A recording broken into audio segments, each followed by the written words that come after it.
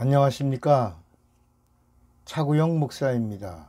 오늘은 하나님의 의도에서 본 구원 이야기 200번 구원의 기회라고 하는 제목으로 구원 이야기를 하겠습니다. 큰 은혜가 되시기를 바랍니다. 하나님의 생명을 내 영혼에 소유하는 것, 그것이 구원입니다. 하나님의 생명은 세상과 구별된 생명입니다. 영원한 생명이고 하나님의 생명은 진리입니다. 하나님은 진리이시기 때문에 하나님의 말씀이 진리요, 하나님의 생명이 진리요, 하나님의 영이 진리이십니다. 진리는 영원하고 변함이 없습니다. 이 세상에 없는 것, 그것이 진리입니다.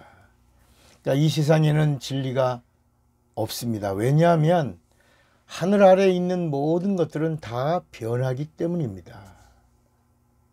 율법도 진리가 아닙니다.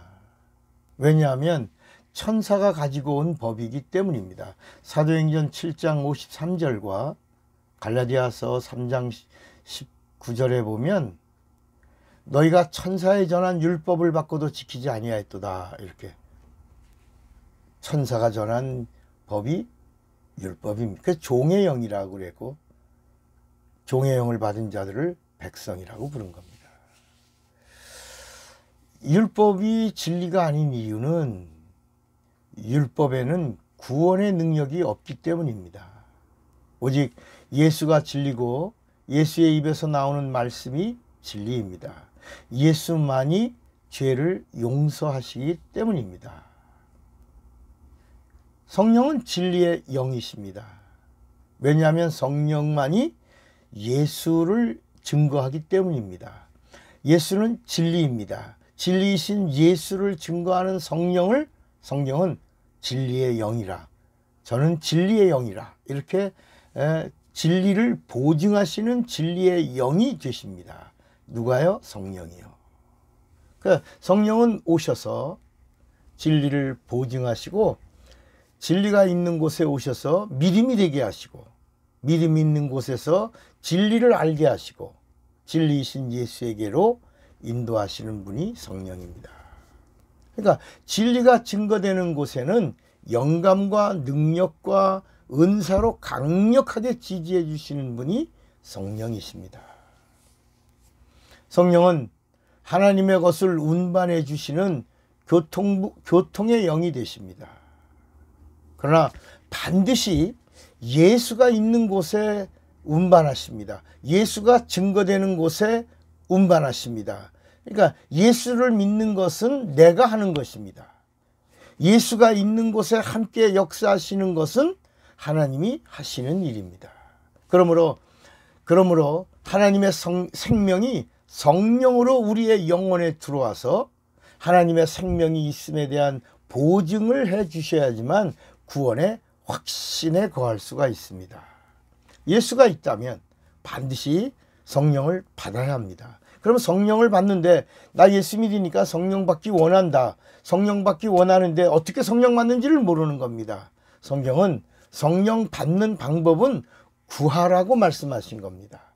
그래서 누가복음 11장에도 구하고 찾고 두드리면 하나님의 좋은 것 성령을 주시지 않겠느냐라고 했고, 예수님도 승천하시면서 마가의 다락방 예루살렘을 떠나지 말고 구하라.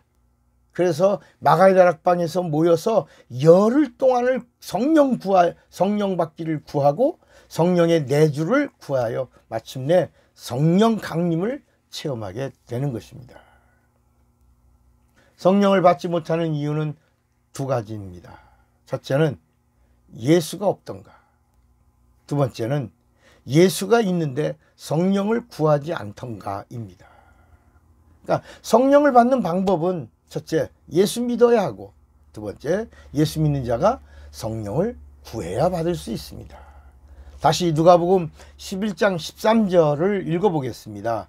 너희가 악할지라도 좋은 것을 자식에게 줄 줄 알거든 하물며 너희 천부께서 구하는 자에게 성령을 주시지 않겠느냐 하시니라 그랬습니다.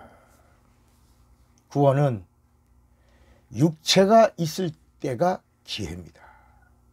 인간의 육체의 수명은 구원에 대한 기회인 걸 아셔야 합니다. 내가 10년을 살았고 100년을 살았어도 육체가 수명을 가지고 있는 동안에 구원을 받지 못한다면 이것은 가장 비참하고 슬픈 일입니다. 저주 중에 저주가 육체가 있는 동안에 100년을 사는 동안에 80년을 사는 동안에 예수에 대한 복음을 듣지 못하고 예수를 영접하지 못하고 죄 문제 해결하지 못하고 하나님과 하나님 앞에 회개하지 못하고 그리고 구원을 받지 못한다면 이건 비극입니다. 육체와 혼과 영은 분리할 수 없는 하나입니다. 육체와 혼과 영은 서로 조화를 이루며 육체 안에서 함께합니다. 육체가 깨져도 안 되고 육체 안에서 혼이 나가도 안 되고 영이 사라져도 구원을 온전히 이룰 수가 없습니다. 구원은 육과 혼과 영이 신령한 조화를 이루어야 할 영적인 작품입니다. 육체는 혼이라는 마음을 담고 있습니다. 또 마음은 육체를 움직이는 능력입니다. 마음은 영을 담는 그릇입니다. 영은 마음을 움직이는 능력이 있습니다. 진리는 마음에 모시는 게 아니라 영에 모셔야 되는데 진리는 성령으로 영에 모시는 것입니다. 그래서 진리는 성령으로 영에 거합니다. 진리가 성령으로 영에 거해야 인간은 온전해질 수가 있는데 이렇게 본래의 모습대로 온전해짐을 우리가 구원받음이라고 말하는 것입니다. 여기서 전도자들이 꼭 알아야 할 것이 있는데 그럼 치매자가 구원을 받을 수 있냐? 어떤 권사님이 치매를 받았다. 어떤 장로님이 치매 걸렸다. 라고 하는 물음입니다.